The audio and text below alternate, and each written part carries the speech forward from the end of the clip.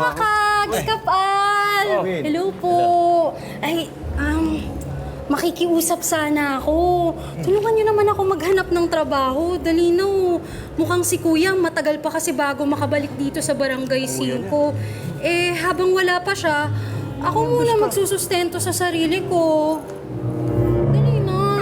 Uy, sandali, ang dali lang, sure na ba yan? Wait lang, kasi yung kuya mo babalik dito sa barangay. Baka naman pwedeng huwag mo nang pabalikin. Kasi magulo dito magulo yung kuya mo Oo nga. Saka, nung bata pa tayo, naalala mo, lagi tayong ginugulpi nun. Talagang binubuli tayo. Inuhubaran ako nun nung bata tayo Oo! Tapos lagi pa nung ginagawa sa akin yung ganito. Yung ganito, tapos... Uy! Ginagano. Mga kags, hindi ko pa naman sure kung kailan. Tsaka, wag niyo munang isipin yun. Wag muna kayong mag-focus doon. Mag-focus muna kayo na tulungan akong maghanap ng trabaho. Kasi mukhang hindi na sapat yung pagpapageant ko Dali na po. Pwede rin. Hindi, sige, tulungan ka namin. Ganito lang, mag-practice tayo interview. Kunyari kami mag-i-interview sa'yo. Okay, sige. Gusto ko yan! Gusto ko Ready yan! ka, ready Kailangan, focus. Wait lang. Pageant, dapat. Okay. Pageant. Okay. Parang work. Parang work, for work. Oh, yes. Professional. Unang tanong. Ano ang mga naging work experience mo? Well, thank you for that wonderful question. I work a lot in the slums of Tondo, Manila, and the life there it's poor and sad. I've always taught myself to look for the beauty in the faces of the children here in my barangay. And I would bring this aspect as your employee to see situations with a silver lining. And thank you! Tanggap ka na, Sasha! Catriona Gay! Galing na pero teka, magaling ka Queen pero Queen. Queen pala. Queen, bago ka namin hanapan ng trabaho ganito lang. Gusto ko lang paano mo mapapatunayan sa amin na hindi kami mapapahiya sa'yo, baka mamaya. Actually. Oo. Ay nako, kapal, may kwento ako sa'yo. Ayan. Kasi, yung dati kong amo, palugi na yun. Ang daming palpak na nangyari sa negosyo niya. Pero dahil sa pinagawa niya sa akin, umasenso daw siya ulit. Wow! Dahil sa ginawa mo, umasenso uli yung naluluging negosyo ng amo mo. Oh! Ibang klase pa pala to si Queen. O, di ba?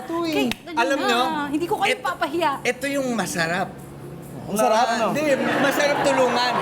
Dahil talagang maaasahan Oo, totoo naman.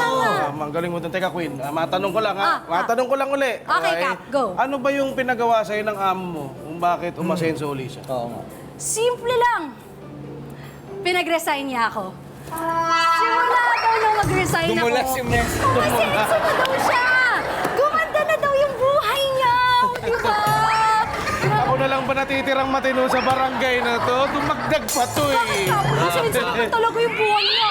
Sasagot pa. Pag umusbili ka, mabuti pa, tignan natin kung sino ang may pag-asang umasenso at mag-uwi sa ating mga players ng 100,000 pesos!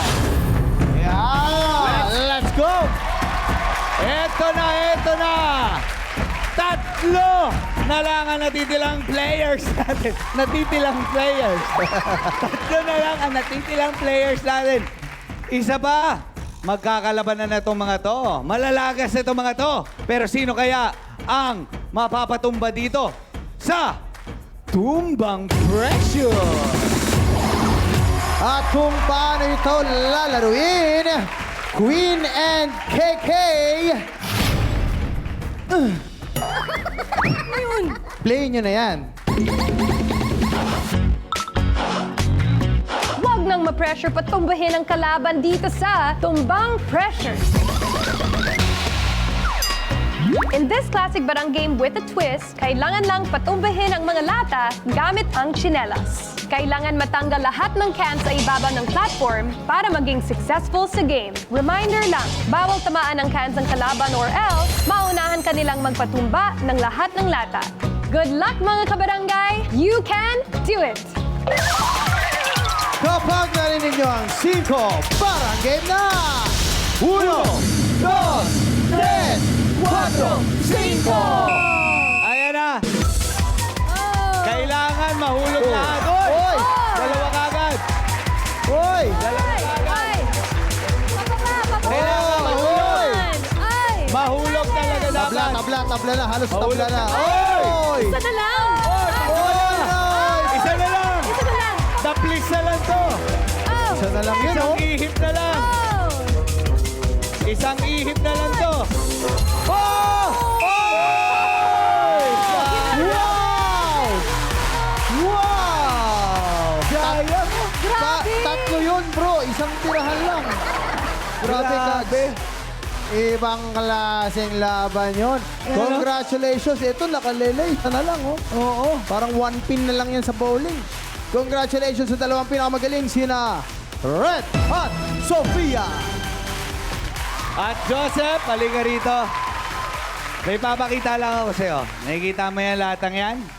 Ha? Ganyan na rin yung kapit mo sa realidad. Konti na lang. Dito, ang realidad dito, lahat panalo sa Barangay 5. Tsaka napasaya mo kami, Joseph. Sobra. Napasaya mo kami.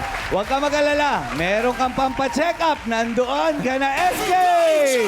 Yes! Joseph, dito muna tayo. At maraming salamat po sa energy na binigay mo sa amin dito sa Barangay Tama. 5 Panalo. Maraming salamat po. At dahil dyan, Aha, Joseph, syempre, may paayuda ka pa rin. Meron kang 3,000 pesos! 1,000, 2,000, 3,000 pesos!